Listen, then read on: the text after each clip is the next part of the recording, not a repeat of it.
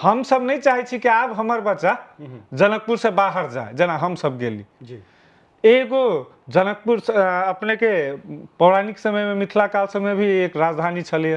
राजधानी छलिए जी आइए बरबर वेद जी जी आइए से अपने के शिक्षा अर्जित करके एगो आज तक हुनकर सबके नाम हम अहाँ समय समय पर लेभिता पढ़ी हमरा सबके, कैला कि हुनकर सबके लिखल ग्रंथ बुक सब आई के समय में भी हम सब अपन पीढ़ी टू पीढ़ी ट्रांसफर के लेल एगो एहन उ सब बना के देले छथिन।